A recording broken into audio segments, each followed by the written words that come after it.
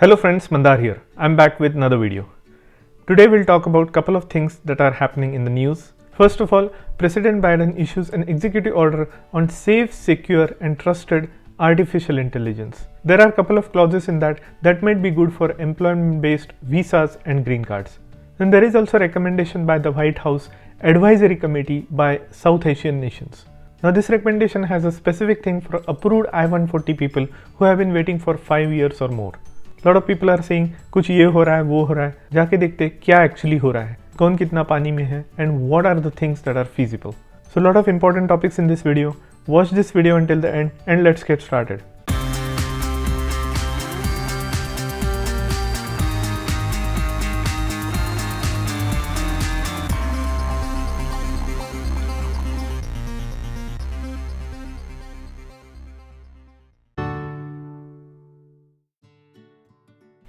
If you are here for the first time, welcome. My name is Mandar and I make immigration and lifestyle related videos for US and Canada. I'm not an immigration lawyer, so anything that I say on this video or on my channel is for information purpose only. And for your specific immigration needs, before you take any action, you should hire a competent immigration lawyer. Check out the links in the description because those are affiliate links, and if you like something, that will also help the channel. And while you are down there, do hit the like button. That will also get you into the giveaway because I am looking for people who would put meaningful comments in my videos and start some kind of a conversation. These conversations also help people get some answers through the comment section. Also like the video and subscribe to my channel. Now in the last video, I also talked about USCIS's proposal to overhaul H1B visa. Now there were a couple of different scenarios that they have presented, how they can revamp the H1B. Now there is not going to be an increase in the H1B limit because that is only to be done by the Congress. This is only a USCIS proposal, and I have outlined a lot of different sections that might be beneficial to H1B holders as well as students. So if you haven't checked out that video, I highly recommend you to do that. And this is something that USCIS is proposing through the rule making, so it might be feasible or it might be coming. It will definitely help reduce the fraud of the duplicate petitions being filed in H1B lottery system every year. So this should take into effect by March of next year. So we'll stay tuned to that. Now the first topic of the day is White House initiative on AA and NHPIs. Now let's see who is this. This is Advanced Equity, Justice and Opportunity for Asian Americans, Native Hawaiians and Pacific Islander communities. So there is an advisory committee to the president or to the White House. What they do is they make recommendations on behalf of these specific committees that are represented in the White House. Now recently this committee made a recommendation on granting EADs to all the approved I-140s in the employment based category for people who have been approved for more than 5 years. So, or at least 5 years. Now this is a committee that meets every so often. They are called WHIAANHPI. I'll put down the long form on the screen here, but basically this committee is to represent certain section of population from certain regions of the world to promote their interest. And this particular meeting, they made a recommendations that anybody who has an approved I-140 and who has been waiting for more than 5 years on an approved I-140 petition, they should get an EAD. Now this is a great news because if this EAD is given to all these people who have an approved I-140 without having to wait to apply for 485, that will be a huge benefit to a lot of people. The thing is, in the employment based section, the backlog countries such as India and China has a long wait period in order for their priority date to become current. And priority date becomes current only when there is a visa number availability for their particular date. Now until then, what do people do? They have to keep extending their H1 visa or L1 visa or any non-immigrant visa that they are living on. And it's a hassle because even if you have an extension or extended visa, you are not able to travel outside the United States and come back unless you have on a valid stamp on your visa. And for that valid stamp, you have to go to a consulate which is outside of the United States. Now there are provisions to bring this stamping within the United States, but that's not going to start until early next year. And that is one of the recommendations, by the way, we are going to look at White House executive order. But coming back to the point, this particular EAD given to I-140 approved people who have been waiting for more than 5 years is going to be a great relief, because now they don't have to keep extending their non-immigrant visa such as H, because they will have this EAD for 5 years. Since October 1st, USCIS has been giving out EADs for 5-year validity. So if they apply the same logic to this EAD for I-140 approved people, they will start getting this EAD for 5 years at a time. So that means they don't have to keep extending their non-immigrant visa. They can that way work for any employer, do business during that time while they are waiting for their date to become current. Now this is not addressing the underlying problem. The wait period for the green card still remains the same, but at least this will give some relief to people who are waiting for their priority date to become current. Now they will have the flexibility to change the job, work multiple jobs, or also do business, because those flexibilities are not available for people working on H1B. Now where does this stand? Now this is purely a recommendation. The Commission recommendations are non-binding. They are not required to be adopted by the President or the White House. They are just a recommendation that the President or the Viceroy is going to take, and if they wish, they could act upon it. Now in my opinion, this is a low-hanging fruit. If Biden administration or if White House wants to do something for the employment-based community, this is a low-hanging fruit. This is something they can implement easily. They can set a directive, send a directive, or put it in an executive order for USCIS to give out EADs to any approved I-140 people who have been waiting for 5 years or more. So it is not a done deal yet, but it has possibility of getting adopted by the President. Now you may ask, what are the chances? The chances are pretty low, to be honest. If you go by the history, there are a lot of such recommendations that have been made. Not every one of them were accepted. My personal opinion is there has been a long spell of no good news for employment-based category, and from purely a probability or statistical point of view, I would say this one has a higher chance of getting approved. Biden administration cannot do much due to the divided Congress. So this is the least that they can do easily without going to the Congress, and that is why I believe that this has more than 50% chance of getting adopted as a rule by White House. Let me know in the comment section below what you think about this particular one, this particular recommendation. Will USCIS start giving out EADs to I-140 approved petitioners? Now the next point I wanted to talk about is President Biden issues an executive order on safe, secure and trustworthy artificial intelligence. Now I don't know how much people in the White House or in the government know about artificial intelligence, but regardless, there are people who advise them on this topic, and based on that advice they make this executive order, or President issues an executive order.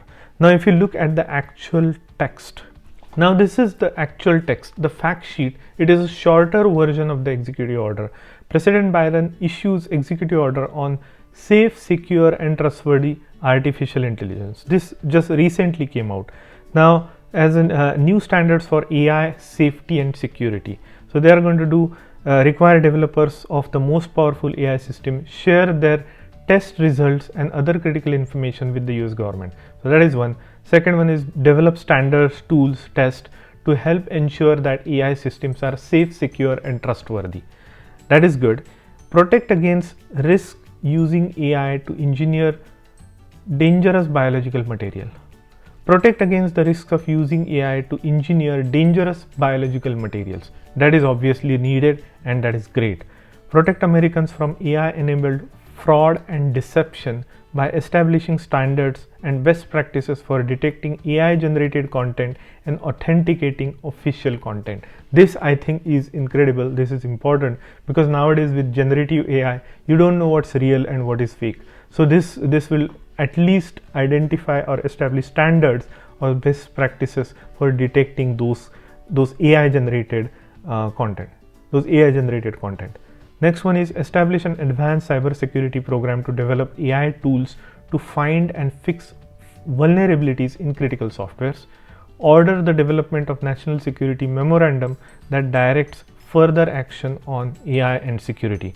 Now all of these are to protect Americans. I want to come down here that talks about the visa situation. Now here it talks about the visa. It says use existing authorities to expand the ability of high-skilled immigrants and non-immigrants with expertise in critical areas to study, stay and work in the United States by modernizing and streamlining visa criteria, interviews and reviews. So this is what I wanted to talk about. So there is a clear directive to USCIS that they should make a rule, or they should do a rule making for making the lives of these engineers who are in artificial intelligence or critical areas of studies, to make it easy for them to study, stay and work in the United States. It means allowing them to study on a student visa, allowing them to apply for a H1B or a work visa, and allowing them to stay in the United States as a permanent resident. So make their lives easier so that they can focus on inventing or doing great things in AI and technology than worrying about their visa. Now I wish they had thought about this much earlier, because AI is not just the first thing. We have had engineers for the last so many decades working on several cutting edge technologies. Why just AI at this point of time? That is my question. But regardless, I'm not in the position of authority, so AI might just be a stepping stone for these things to get easier for people in technology area. So now let's look at the full text of the executive order and look at all the different sections and see what we can understand from that. Now this is the full text of executive order, and I'm going to section 5.1. This says attracting AI talent to the United States. Within 90 days of this order, to attract and retain talent in AI and other critical and emerging technologies in the United States economy. So Secretary of State and Secretary of Homeland Security shall take appropriate steps to streamline processing time of visa petitions and applications, including by ensuring timely availability of visa appointments for non-citizens who seek to travel to United States to work, study or conduct research in AI or other critical and emerging technologies. Now they have given the definition or the content of what does other critical and emerging technologies mean, and I'll put that in the link in the description. But it's not just AI, it is a broad field or broad description of what they mean by critical and emerging technologies. They're saying to streamline the visa process and processing times. Now to me, what it means is to identify the visa categories that will be beneficial for these critical employees and also make those processing easier. In other words, giving them the visa appointments in priority so that they can get a visa to come to the United States and work on these technologies. That is what I am thinking that they are going to do. So at the consulates, if you are applying for a visa based on your work in AI or similar critical technologies, there is a possibility that you will get a priority appointment for your stamping. So that might be one. Now let's keep reading. Facilitate continued availability of visa appointment in sufficient volumes for applicants with this area. That's what exactly, even before reading this, I kind of speculated that's what they are going to do. Within 120 days of the date of this order, the Secretary of State shall consider initiating a rule making to establish new criteria to designate countries and skills on Department of State's exchange visitors skills list as it relates to 2-year foreign residence requirement for certain J1 immigrants. Now they are going to specify what are the conditions that the J1 non-immigrant applicants need to fulfill in their 2-year foreign residence program, and that will include AI and these critical technologies.